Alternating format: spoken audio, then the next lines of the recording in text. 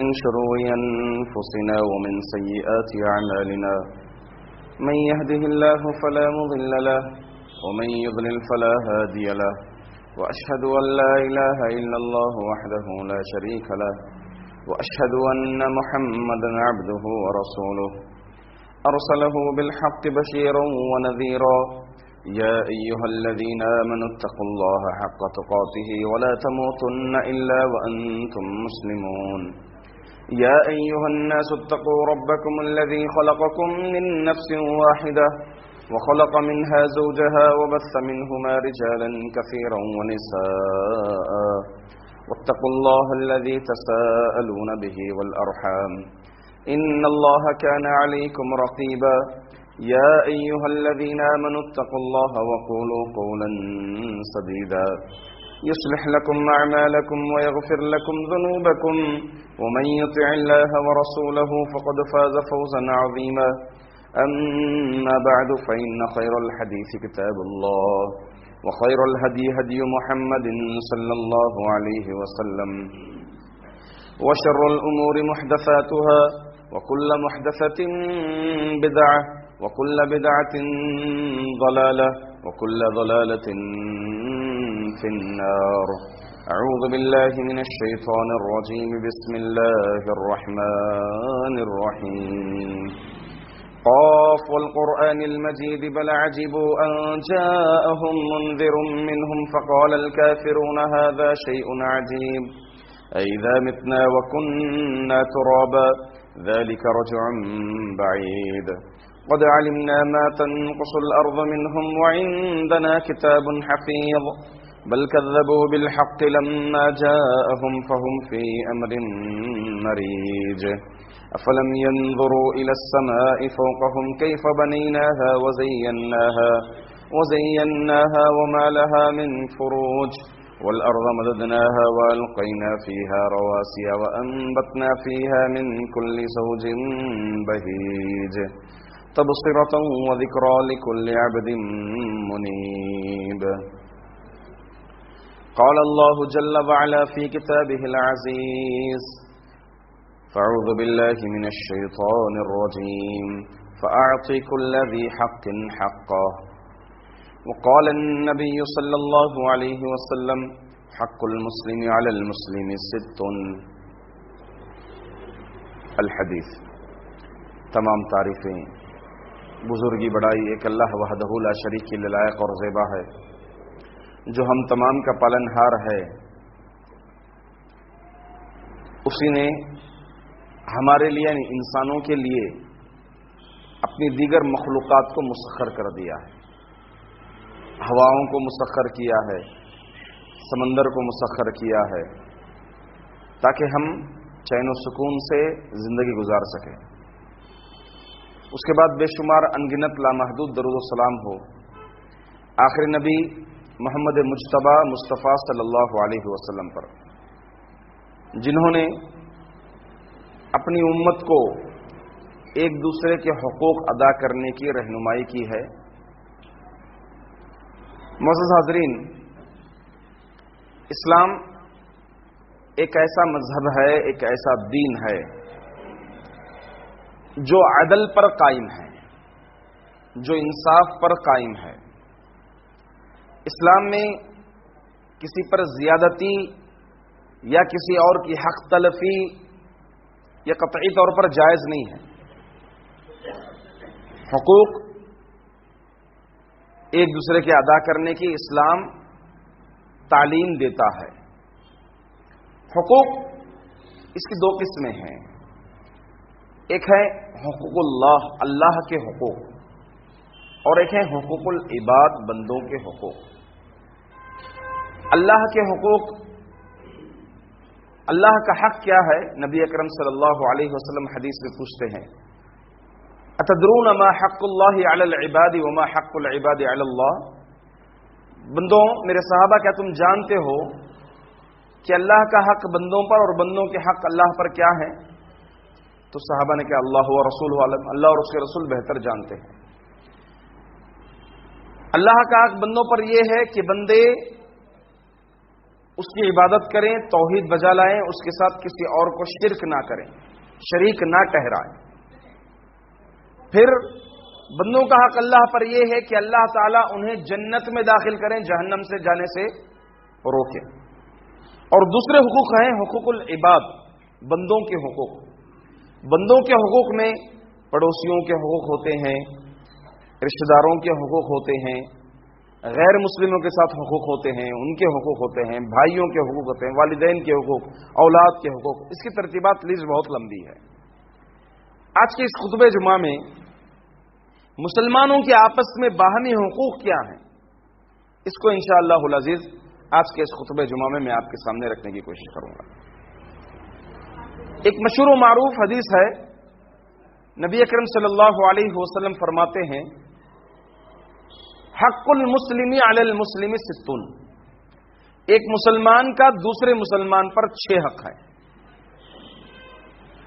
آگے حدیث میں فرماتے ہیں گناتے ہوئے وہ 6 حقوق، اس میں سے پہلا حق یہ ہے اذا لقیتہ فسلم علیہ، جب وہ اس سے ملاقات کریں تو سلام کریں۔ وَإِذَا دَعَاكَ فَأَجِبْهُ، اور جب وہ دعوت دے تو اس کو قبول کرے۔ تیسرا حق ہے وَإِذَا اسْتَنصَحَكَ فَانصَحْ لَهُ، جب وہ خیر خواہی طلب کرے، نصیحت طلب کرے تو اس کو خیر خواہی دکھائے یا اس کے لیے نصیحت کریں۔ 3 حقوق ہو گئے۔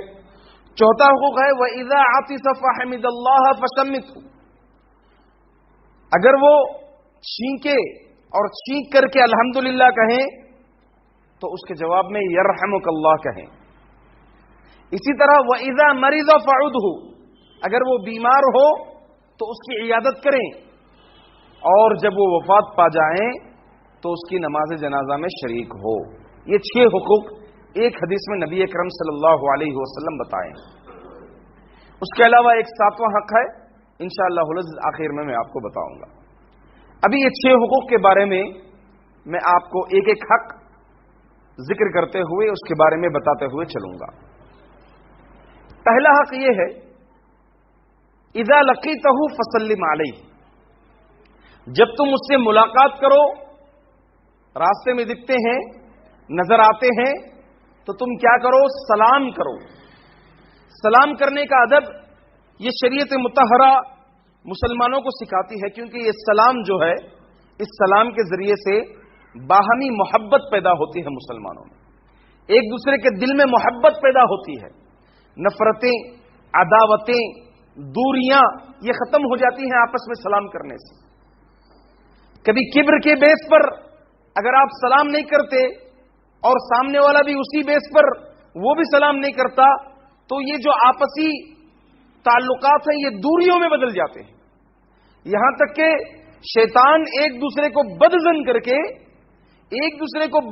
کے شیطان عداوتوں میں بدل دیتا ہے، یہ علاقات عداوتوں میں بدل دیتا ہے۔ تو لہذا ایک مومن کو چاہیے کہ وہ سلام کرے۔ اللہ کے رسول صلی اللہ علیہ وسلم نے فرمایا لو تدخلون الجنہ حتی تؤمنوا ولا تؤمنوا حتی تحابوا الا ادلکم علی شیء اذا فعلتموه تحاببتم افشوا السلام بینکم۔ اللہ کے رسول صلی اللہ علیہ وسلم نے فرمایا کہ تم جنت میں اس وقت تک داخل نہیں ہوگے جب تک کہ تم ایمان نہ لا لو، اور تم مومن اس وقت تک نہیں ہوتے جب تک کہ تمہارے درمیان محبتیں قائم نہ ہو جائیں، اور تمہارے درمیان محبتیں اس وقت تک قائم نہیں ہوتی جب تک کہ تم آپس میں ایک دوسرے کو سلام نہیں کرو گے۔ اللہ اکبر، گویا سلام جنت کو جانے کا ذریعہ بن رہا ہے، سلام کرنا جنت کو جانے کا ذریعہ بن رہا ہے۔ اللہ اکبر۔ اللہ کے رسول صلی اللہ علیہ وسلم آپ کا معمول تھا کہ آپ سلام کرنے کے لیے پہل کرتے تھے، آگے بڑھتے تھے، حتیٰ کہ اگر آپ بچوں کے پاس سے بھی گزرتے تھے تو آپ بچوں کو سلام کر کے آپ مصافحہ کرتے تھے، بچوں سے حال چال پوچھتے تھے۔ یہ نبی اکرم صلی اللہ علیہ وسلم کی عادت تھی۔ اس میں کچھ آداب ہمیں سکھائے گئے ہیں سلام میں۔ پہلی بات یہ ہے کہ اگر چھوٹا ہو تو وہ بڑے کو سلام کرے، چھوٹا ہو تو وہ بڑے کو سلام کریں. اسی طرح اگر بڑی جماعت ہے تو وہ چھوٹی جماعت ہے وہ بڑی جماعت کو سلام کریں. اسی طرح سے راستے میں گزرنے والا بیٹھے ہوئے کو سلام کریں. اسی طرح سواری پیدل جو چل رہا ہے اس کو سلام کرے. اسی سے محبتیں قائم ہوتی ہیں. اس کا مطلب یہ نہیں کہ بڑا چھوٹے کو سلام نہ کرے، کیونکہ چھوٹے کا حق ہے، ادب بتایا گیا ہے. جبکہ جو ہے اللہ کے رسول صلی اللہ علیہ وسلم خود آگے بڑھ کر کے چھوٹوں کو سلام کرتے تھے. خود آگے بڑھ کر کے آپ چھوٹوں کو سلام کرتے تھے. دیکھیں یہ کتنا اچھا ایک اصول بتایا ہے شریعت مطہرہ. سوار پیدل کو سلام کرے. ظاہر سی بات ہے سواری آدمی کے پاس گاڑی ہوتی ہے، اب وہ گاڑی میں ہوتا ہے، کہیں ایسا نہ ہو کہ وہ گاڑی میں بیٹھ کر کے پیدل جانے والے کو اپنے اندر کبر محسوس کرے. تو شریعت مطہرہ یہ حکم دیتا ہے کہ تاکہ آپ کے دل میں یہ کبر نہ پیدا ہو، علی الفور آپ سلام کر دو، تو گزرنے والا یہ سوچے گا ارے مجھے اتنا بڑا آدمی، مالدار آدمی مجھے سلام کر دیا، تو بھلا محبتیں کس طرح سے قائم ہو جائیں گی. تو آپ کے تعلق سے نہ بغض کرے گا، آپ کے تعلق سے نہ حسد کرے گا، آپ کی تعریف کرے گا، آپ کا ذکر کرے گا، ارے بڑے اچھے آدمی ہیں. سلام کرتے ہیں. ہمیں کبھی بھی سلام کے معاملے میں کبر نہیں لانا چاہیے. اس کے معنی بہت پیارے معنی ہیں. السلام بلکہ دعا ہے، ایک بھائی کو دعا دی جا رہی ہے. السلام علیکم ورحمۃ اللہ وبرکاتہ. تم پر سلامتی ہو، اللہ کی رحمت ہو اور اس کی برکتیں تم پر نازل ہو. سلام کرنا مسنون ہے، مستحب ہے، یعنی سلام کرنے سے ثواب دیا جاتا ہے. سلام کا جواب دینا واجب ہے. کیا مطلب ہے؟ سلام کرنا سنت ہے، سلام کا جواب دینا واجب ہے.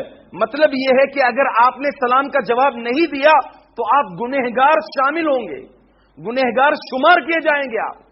تو لہذا سلام کا جواب دینا واجب ہے.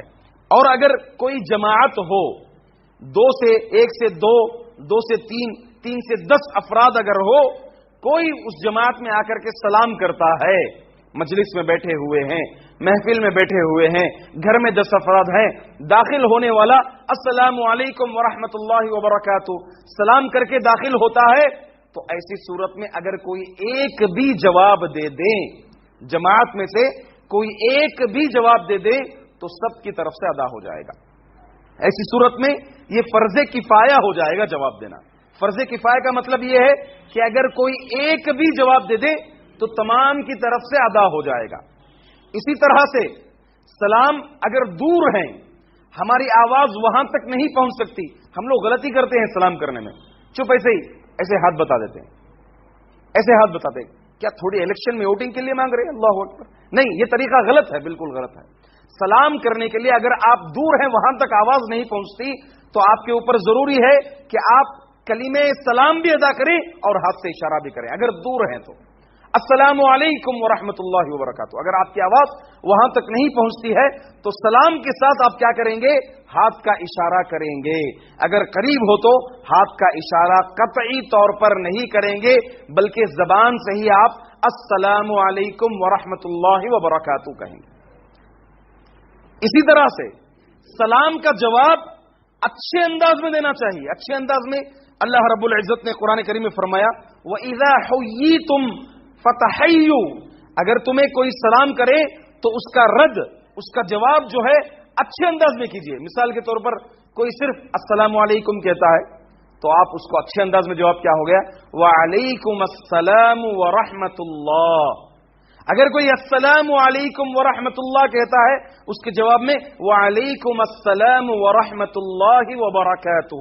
اگر کوئی السلام علیکم ورحمۃ اللہ وبرکاتہ کہتا ہے تو اس کے رد میں وعلیکم السلام ورحمۃ اللہ وبرکاتہ ومغفرتہ. یہ بھی حدیث سے منقول ہے، یہ بھی حدیث سے ثابت ہے. اسی طرح سے سلام کا کلمہ ہمیں چاہیے کہ اس کا صحیح پروناؤنسیشن کے ساتھ اس کلمے کو ادا کریں.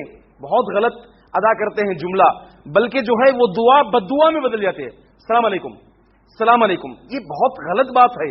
بلکہ یہودی نبی اکرم صلی اللہ علیہ وسلم کے دور میں آپ کو تکلیف پہنچانے کے لیے، آپ کو ٹھیس پہنچانے کے لیے سلام کے کلمے کو لام ہٹا کر کے سلام کرتے تھے. السلام علیکم کہتے تھے. اس کا مطلب کیا ہے؟ اعوذ باللہ، تم پر بربادی ہو. تو معلوم یہ ہوا سلام کرنا یہ آپس میں مسلمانوں کا حق ہے.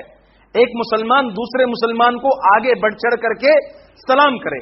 اگر کوئی کافر سلام کرتا ہے، پہلی بات کافر کو سلام نہیں کر سکتے کیونکہ یہ دعا ہے صرف مسلمانوں کے لیے ہی دی جاتی ہے. اگر کوئی کافر سلام کر دیتا ہے تو آپ اس کے جواب میں صرف وعلیکم کہیں گے، صرف وعلیکم کہیں گے. اسی طرح وہ جو کفریہ کلمات ہیں سلام شروعات میں، جیسے نمستے وغیرہ ایسے کلمات ہیں، اگر کوئی آپ کو کرتے ہیں، اگر وہ کلمہ کفر تک کھینچ لے جاتا ہے، کفر تک کھینچ لے جاتا ہے تو قطعی طور پر ایک مسلمان ادا نہیں کرے گا. قطعی طور پر ایسے کلمات ایک مسلمان ادا نہیں کرے گا. تو بہرحال پہلا حق یہ معلوم ہوا کہ مسلمانوں کو آپس میں ایک دوسرے کو سلام کرنا چاہیے اور سلام کا جواب دینا چاہیے. کوئی یہ نہ سوچے کہ میں امیر آدمی ہوں، میں ذمہ دار ہوں مسجد کا، مؤذن مجھے سلام کرے، مؤذن کو میں تنخواہ دیتا ہوں، وہ چپراسی جو ہے مجھے سلام کرے، وہ صاف کرنے والا ہے وہ فلاں جو ہے مجھے سلام کرے. یہ کبھی نہیں سوچنا چاہیے کیونکہ نبی اکرم صلی اللہ علیہ وسلم سے بڑا کوئی تھا نہیں، کوئی آئے گا نہیں، کوئی ہے نہیں. اللہ کے رسول صلی اللہ علیہ وسلم سے سب سے بڑا ولی کوئی اور نہیں ہے. تو نبی اکرم صلی اللہ علیہ وسلم جیسی ذات چھوٹے بچوں کو جا کر کے سلام کرتی تھی، تو ہمیں بھی اس معاملے میں عاجز ہو جانا چاہیے، اس معاملے میں عاجز ہونا چاہیے کیونکہ یہ سلام ایک ایسی چیز ہے جس سے آپس میں محبتیں قائم ہوتی ہیں، جو جنت کو جانے کا سبب بنتا ہے، جنت میں جانے کا ذریعہ بن جاتا ہے. تو یہ پہلا حق ہو گیا مسلمانوں کا. دوسرا حق یہ ہے کہ جب وہ دعوت دے تو اس کو قبول کریں. جب کوئی مسلمان آتا ہے آپ کو آ کر کے دعوت دیتا ہے، چاہے وہ کھانے کی دعوت ہو یا کسی پروگرام میں شرکت کی دعوت ہو، تو اس کو قبول کرنا چاہیے، اس کو قبول کرنا چاہیے. اب اس معاملے میں ہمارے پاس بہت بڑی غلطیاں ہوتی ہیں، وہ غلطیاں میں آپ کو ابھی گناؤں گا. سب سے پہلے ایک حدیث ہے اللہ کے رسول صلی اللہ علیہ وسلم نے فرمایا وَمَن لَّمْ يُجِبْ دَعْوَةً فَقَدْ عَصَى اللَّهَ وَرَسُولَهُ. جس نے دعوت کو قبول نہیں کیا اس نے اللہ اور اس کے رسول کی نافرمانی کی. تو ایک مسلمان اگر دعوت دیتا ہے تو اس دعوت کو قبول کرنا چاہیے، اس میں تکلف نہیں کرنا چاہیے دعوت کو قبول کرنے میں. اب ہمارے پاس معاشرے میں بہت غلطیاں بٹی ہوئی ہیں. کیا ہے؟ اگر کوئی فون پر صرف دعوت دے دیتا ہے گھر پر آ جائیے تو اس کو قبول نہیں کرتے. کیوں؟ کیونکہ گھر آ کر کے مجھے گھر بیٹھے رقعہ دے کر کے یا پھر دعوت نامہ دے کر کے اگر مجھے اتنی عزت دے کر کے بلائیں گے تو ہم جائیں گے. اگر عزت دے کر کے نہیں بلائیں گے، صرف فون پر بلا دیے یا پھر ایک میسج کر کے بلا دیے، نہیں، اتنی تکلف نہیں کرنا چاہیے. مسلمان بھائی ہے آپ، اتنی تکلفات ہیں ہی نہیں. یہ خامخواہ ہمارا معاشرہ زیادتیاں کر کر کے، تکلفات کر کر کے اتنی تکلفات، اتنی مشکلات بنا لیے. دیکھیں شادیوں میں کیا ہوتا ہے ہمارے پاس، جب تک کہ رشتہ دار آ کر کے 1 سے 3 سے 4 افراد مجھے آ کر میرے گھر پہ بیٹھ کے دعوت نامہ دے کر کے سب کو بلا لے کر آؤ، سب کو لے کر کے آؤ، جب تک نہیں بولتے تب تک ہمیں نہیں جاتے. وہ کیا وہ فون میں بلاتے سمنا؟ غلط بات ہے میرے بھائی. آپ نے شادی کو مشکل بنا لیا ہے، آپ نے شادی کو مشکل بنا لیا ہے. یہ آپ کا مسئلہ ہے، یہ معاشرے کا مسئلہ ہے. مگر شریعت کا مسئلہ یہ ہے چاہے آپ کو فون پہ بلاؤ، کیسے بھی بلائیں، اگر آپ کو دعوت دی جا رہی ہے تو آپ ایک مسلمان ہونے کے ناطے، ایک مسلمان بھائی کا حق یہ ہے کہ آپ اس کے دعوت میں ضرور شرکت کریں، ضرور شرکت کریں. اللہ کے رسول صلی اللہ علیہ وسلم بلکہ احادیث میں یہ تک بھی ہے کہ اگر آپ روزے سے بھی ہو، روزے سے ہو، کون سا روزہ؟ نفل روزہ. نفل روزہ، نفل روزے میں خاص طور سے جو روزے موقد روزے ہوتے ہیں، موقدہ سنن موقدہ جیسے پیر، جمعرات، ایسے روزے چھوڑ کر کے آپ نے کبھی نفل روزہ رکھا ہے، منگل کے دن روزہ رکھا ہے یا بدھ کے دن روزہ رکھا ہے، آپ کو دعوت آئی ہوئی ہے، یہاں تک کہ اتنا امپورٹنٹ ہے کہ اگر آپ نہیں جائیں گے، نہیں کھائیں گے تو آپ کی رشتہ داری پہ فرق پڑ سکتا ہے. تو ایسی صورت میں آپ کو چاہیے کہ آپ روزہ توڑ کر کے اس دعوت میں شریک ہو. نفل روزہ، فرض روزہ نہیں، بعد میں رمضان کا روزہ توڑ دیں گے، نہیں، نفل روزہ مراد ہے. یہاں پر نفل روزہ ہے، اس کو توڑ کر کے تاکہ رشتہ داری قائم کر سکیں، یہ مسلمانوں کے حقوق ادا کر سکیں، اس لیے آپ کے لیے ضروری ہے کہ آپ جائیں نفل روزے. اسی طرح دعوت کون سی؟ کوئی بھی دعوت آئے تو گھس گئے نہیں، کوئی بھی دعوت آئی تو گھس گئے. شرکیہ دعوتیں ہیں، بدعتی دعوتیں، بدعت والے دعوتیں ہیں، 11ویں کے نام پر، 12ویں کے نام پر، 13ویں کے نام پر، 30ویں کے نام پر، 20ویں کے نام پر، فاتحہ کے نام پر جو بدعت جس کو کہتے ہیں بدعت کیا ہے؟ جس کو نہ نبی نے کیا ہے، نہ صحابہ نے کیا ہے، نہ سلف صالحین نے کیا ہے. یہ سب انڈیا میڈ ہیں، پاکستان میڈ ہیں، بنگلہ دیش میڈ ہیں. یہ سب ایسی بدعتوں ہیں. ایسی بدعتوں کی دعوتوں میں شرکت کرنا اور شریک ہونا گویا آپ جو ہے گناہ کے کاموں میں ساتھ دے رہے ہیں. اللہ تعالیٰ کیا فرماتے ہیں قرآن میں؟ وَتَعَاوَنُوا عَلَى الْبِرِّ وَالتَّقْوَى وَلَا تَعَاوَنُوا عَلَى الْإِثْمِ وَالْعُدْوَانِ. تم ایک دوسرے کی مدد، نیکی کے کاموں میں ایک دوسرے کی مدد کرو، گناہ کے کاموں میں ایک دوسرے کی مدد مت کرو. اسی طرح سے جہاں پر فضولیات ہوتے ہیں، ایسی دعوتیں فضول ہوتا ہے، گانا بجانا ہوتا ہے، کیمرے ہوتے ہیں، فضول خرچی ہوتی ہے، جہاں پر شیطان کو عروج دیا جاتا ہے، ایسی دعوتوں میں ایک مومن کا رول ہوتا ہے شرکت نہ کرے. پلٹ کر کے آ جاتے تھے ہمارے سلف صالحین. اگر کسی دعوت میں فضولیات ہوتی تھی، فضول کرتے تھے، تو ہمارے سلف صالحین جا کر پلٹ کر آ جاتے تھے. ایسے علماء اکرام تھے ہمارے. تو لہٰذا ایسی دعوتوں سے گریز کریں جہاں پر گناہ کے موقع ہوتے. گانے بج رہے ہیں بھائی، آپ دعوت کو گئے ہوئے ہیں، وہاں پر گانے بج رہے ہیں، تو آپ کو پلٹ کر کے آ جانا چاہیے. ایسی دعوتوں میں شریک نہیں ہونا چاہیے تاکہ یہ لوگ گناہ سے روکیں. تو معلوم یہ ہوا کہ دعوت کو قبول کرنا چاہیے، یہ ایک مسلمان کا حق ہے. تیسرا حق یہ ہے خیر خواہی. خیر خواہی. اللہ کے رسول صلی اللہ علیہ وسلم فرماتے ہیں الدین النصیحہ. قلنا لمن یا رسول اللہ؟ قال للہ ولکتابہ ولائمۃ المسلمین وعامتہم. کہا کہ دین خیر خواہی کا نام ہے. دین کیا ہے؟ خیر خواہی کا نام ہے. خیر خواہی کیا ہے؟ انسان، اس کی کئی مثالیں ہیں، اس میں سے ایک مثال میں دے رہا ہوں ایک حدیث پڑھ کر کے.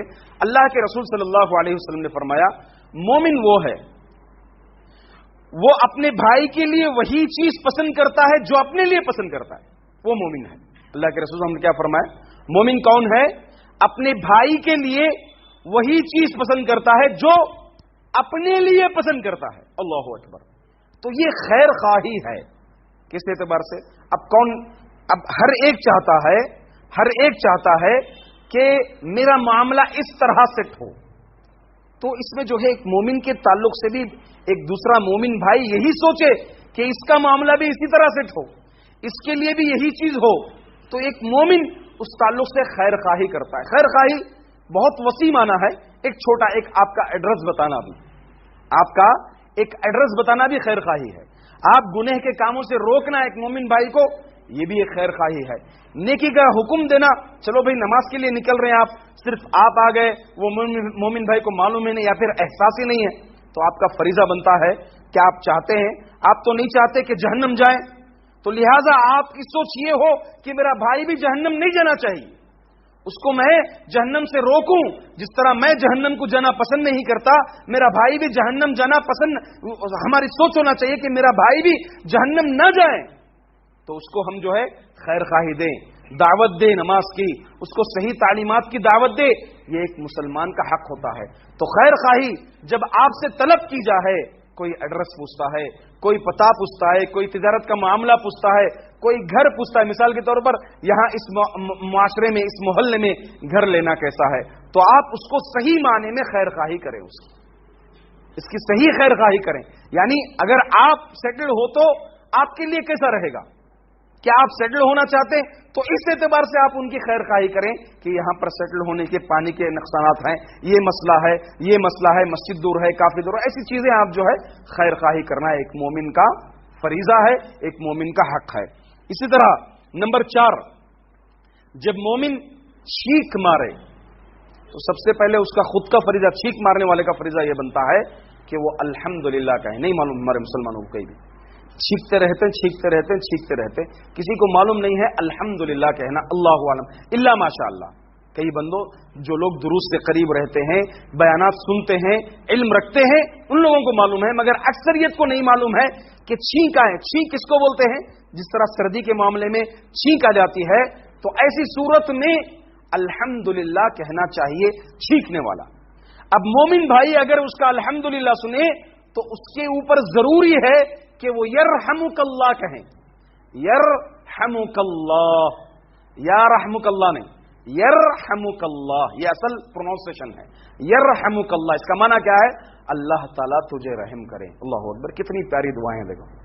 اللہ تجھے رحم کریں. پھر چیخنے والا کیا کہے؟ یہدیکم اللہ ویصلح بالکم، اللہ تعالیٰ تمہیں ہدایت دے اور تمہارے بال بچوں کو اللہ رب العزت جو ہے ان کی اصلاح فرمائے. اللہ اکبر، کتنی بڑی چیز ہے. دیکھیے تو معلوم یہ حقوق ہے، ہمیں معلوم نہیں ہے. یہ سب بیسک چیزیں ہیں، ہمیں اسلام نہیں معلوم ہے. یہ سب بیسک چیزیں صرف نام محمد، علی، فلاں، ابو بکر، عمر رکھنے کا نہیں ہے. یہ بیسک اسلام ہر ایک مسلمان کو سیکھنا ہے، یہ سب حاصل کرنا ہے. یہ الحمدللہ چھینکنے والا کہے گا، سننے والا مسلمان بھائی یرحمک اللہ کہے گا، پھر چھینکنے والا یہدیکم اللہ ویصلح بالکم کہے گا. اگر چھینکے ایک ہو گئی، دو ہو گئی، وہی جواب دے گا. اگر 3 چھینکیں ہو گئی تو ایسی صورت میں سننے والا جو ہے شفاک اللہ وعافاک کہے گا. کیا کہے گا؟ اللہ تعالیٰ تجھے صحت دے، اللہ تعالیٰ تجھے تندرستی دے، اللہ تعالیٰ تیری طبیعت کو درست فرمائے. شفاک اللہ وعافاک کہے. اگر 3 لگاتار پیچھے پیچھے پیچھے کسی کو 10 چھینکیں آ جاتی ہیں، 15 چھینکیں آ جاتی ہیں، تو ایسی صورت میں سننے والا الحمدللہ کیا کہے گا مومن بھائی؟ شفاک اللہ وعافاک کہے گا. یہ 4 حقوق ہو گئے. نمبر 5، اگر مومن بھائی بیمار ہو جائے تو اس کی عیادت کرے. عیادت کیا بولتے ہیں؟ بیمار پرسی، اس کی بیماری کا حال چال پوچھنا. کیسی طبیعت ہے آپ کی، کیسے ہو گیا. ہاں، صرف جا کر کے بیٹھ جانا، حال چال معلوم کرنا ہی نہیں، اس کے ساتھ ساتھ کچھ آداب ہیں. دعا دیں اس کو، پیاری پیاری دعائیں ہیں. اللہ کے رسول صلی اللہ علیہ وسلم نے فرمایا اسأل اللہ العظیم رب العرش الکریم ان یشفیک. اگر کوئی 7 مرتبہ کسی بیمار کو پڑھ دے گا، بیمار کے سامنے پڑھ دے گا، تو موت کے علاوہ اگر کوئی بھی بیماری ہو تو اللہ تعالیٰ اس کو شفا میں بدل دے گا. اللہ اکبر، کتنی پیاری چیزیں ہیں. دیکھیں کتنی پیاری چیزیں ہیں. دیکھیں اگر بیمار ہے تو اس کو تسلی دے. تسلی کیسے دیں؟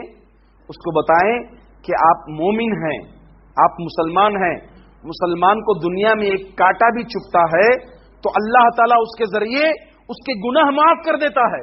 لہذا آپ کی یہ بیماری سے اللہ تعالیٰ انشاءاللہ امید رکھیں کہ اللہ گناہ معاف کر دے گا. اگر آپ کے گناہ نہیں ہیں تو آپ کے درجات بلند کر دے گا، کیونکہ جنت میں کیٹیگریز ہیں، تو اللہ تعالیٰ آپ کو اور اوپر والی کیٹیگریز میں پہنچائے گا. اس طرح جو ہے صبر کی تلقین کریں، صبر کریں، کیونکہ انبیاء پر بھی تکلیفیں آئیں. اللہ کا ایک اصول ہے، اللہ کا ایک قانون ہے کہ اللہ تعالیٰ سب سے زیادہ آزمائش اس کو دیتے ہیں جو اللہ کا مقرب بندہ ہوتا ہے. کیونکہ سب سے زیادہ آزمائشیں، آفتیں، مصیبتیں کس پر آئیں؟ انبیاء پر آئیں. اللہ کے رسول صلی اللہ علیہ وسلم پر کتنی آفتیں، کتنی تکلیفیں. نماز پڑھنے نہیں دیتے تھے، نماز پڑھنے سجدے میں گئے تو کوئی آ کر کے اونٹنی کی اوجڑی آپ کی پیٹھ پر ڈال دیتا. آپ کو نماز جانے کے لیے راستے میں کانٹے بچھا دیتے. کوئی پاگل کہتا، کوئی دیوانہ کہتا، کوئی مجنون کہتا، کوئی ساحر کہتا، اللہ کے رسول صلی اللہ علیہ وسلم کو کوئی شاعر کہتا. کتنی تکلیفیں نہیں ملی. کوئی آتا پیچھے سے چادر پکڑ کر کے باندھ دیتا آپ کو قتل کرنے کی کوشش کرتا. تو حتیٰ ہجرت کے موقع پر اللہ کے رسول صلی اللہ علیہ وسلم کو قتل کرنے کی سازش اور پلان تک بھی بنا دیے. کم تکلیفیں ہوئی.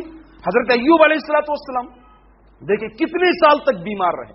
ایسی بیماری کہ اس بیماری کی وجہ سے گھر کے اولاد بیویاں سب چھوڑ کر دور ہو گئے تھے. ایسی بیماری میں اللہ تعالیٰ، مگر وہ برابر امید سے رہے، صبر سے رہے، دعائیں کرتے رہے. تو ایک بیمار کو ہم بھی جو ہے تلقین کریں، اس کو صبر کی تلقین کریں کہ بھائی صبر کر، صبر کر، اللہ تعالیٰ اچھا بدلہ دے گا. کیونکہ ہر آفت کے بعد، ہر مشقت کے بعد، ہر مشکل کے بعد آسانی ہے. اللہ تعالیٰ یا تو دنیا ہی میں دے گا یا پھر جو ہے آخرت میں بہتر سے بہتر بدلہ جو ہے اس کا عطا فرمائے گا. تو یہ ہے بیمار پرسی. ایک مومن رشتہ دار اگر ہے تو ڈبل حق ہو گئے، پڑوسی بیمار بنتا ہے اور رشتہ دار بھی ہے تو 3 حق ہو گئے. تو صرف ایک مومن اگر ہمیں معلوم ہوا، مسجد میں آتے ہیں مصلی، ارے ایک بزرگ یہاں پر بیٹھتے تھے، کرسی پر بیٹھتے تھے، کہاں نظر نہیں آ رہے، چلو ان کے گھر جائیں گے، کیا حال ہے معلوم کریں گے. یہ حق بنتا ہے. کہاں آپ 3 دن سے مسجد کو نہیں آئے، آپ 4 دن سے مسجد کو نہیں آئے، کیا حال ہے، معلوم ہوا کہ بیمار ہیں. جائیں آپ ان کی عیادت کریں، ان کا حال چال پوچھیں، ان کو صبر کی تلقین کریں. یہ ہے بیمار پرسی. ایک مومن کا حق ہے، کسی بھی مومن کا حق یہ ہے کہ اس کی بیمار پرسی کریں.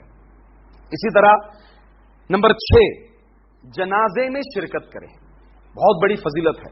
جنازے میں شرکت کریں مطلب کیا ہے کہ آپ نماز جنازہ اگر ہے کسی مومن کی تو اس نماز جنازہ میں آپ شریک ہوں. پھر اسی طرح تدفین کی کاروائی ہوتی ہے قبرستان تک، وہاں تک بھی آپ شریک ہو. اس کی بہت بڑی فضیلت ہے، اس کی بہت بڑی فضیلت ہے. فضیلت کیا ہے؟ اللہ کے رسول صلی اللہ علیہ وسلم نے فرمایا کہ جو کوئی نماز جنازہ پڑھے گا کسی مومن بھائی کی، کتنی دیر لگتی بھائی؟ 3 منٹ سے 4 منٹ، میکسیمم 5 منٹ نماز جنازہ. اگر کوئی مسلمان کسی مسلمان کی نماز جنازہ میں شریک ہوتا ہے تو اللہ کے رسول صلی اللہ علیہ وسلم نے فرمایا اس کو 1 قیرات کا ثواب ملے گا. 1 قیرات. صحابہ نے پوچھا کہ اللہ کے رسول قیرات کیا ہے؟ قیرات بولے تو کیا ہے؟ اللہ کے رسول صلی اللہ علیہ وسلم نے کہا مثل جبل احد، جبل احد کے برابر ثواب ملے گا. جبل احد کیا ہے؟ مدینے کے اندر ایک پہاڑ ہے. احد کی جنگ احد ہوئی تھی، اسی کے قریب میں ہوئی تھی. تقریباً اگر آپ اس کی پیمائش دیکھیں گے اس کی لمبائی تقریباً 6.25 کلومیٹر ہے. اللہ اکبر، 6.25 کلومیٹر اس کی لمبائی ہے. کل قیامت کے دن تم ایک ایک نیکی کو تڑپو گے، ایک ایک نیکی کو ترسو گے. صرف ایک مسلمان کی نماز جنازہ اگر تم پڑھیں گے تو 6.25 کلومیٹر، اللہ اکبر، احد کے پہاڑ کے برابر جو ہے اللہ تعالیٰ اجر دے گا. اور پھر تم قبرستان جاؤ گے، اس کی تدفین میں شریک ہوگے، اسے دعا دے کر کے نکلو گے تم، تو اللہ کے رسول صلی اللہ علیہ وسلم نے فرمایا 2 قیرات کا ثواب ملے گا. اللہ اکبر. یہ مسلمانوں کا حق ہے. میں اس کی نماز جنازہ کیوں پڑھوں؟ انہیں آیا تھا کیا؟ میں اس کی بیمار پرسی کیوں کروں؟ مجھے دیکھا کیا وہ؟ نہیں. اگر وہ نہیں دیکھتا ہے تب بھی تم جاؤ، تم کو ڈبل اجر ہے، تم کو ڈبل اجر ہے، کیونکہ تم نے عداوتیں ختم کر کے محبتوں میں تبدیل کر دیا. تو یہ 6 حقوق ایک حدیث میں بتائے گئے ہیں. اس کے علاوہ ایک اور آخری حق ہے، وہ یہ ہے کہ ایک مسلمان کی جانب سے دوسرے مسلمان کو کبھی تکلیف نہیں پہنچنی ہے.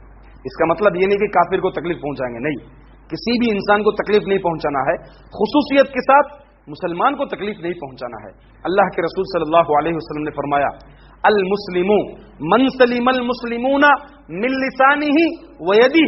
اللہ کے رسول صلی اللہ علیہ وسلم نے فرمایا کہ مسلمان وہ ہے جس کی زبان سے اور جس کے ہاتھ سے دوسرے مسلمان محفوظ ہو جائے، وہ مسلمان ہے. زبان سے کیسے محفوظ؟ آپ گالیاں دیتے ہیں، اسے تکلیف پہنچاتے ہیں.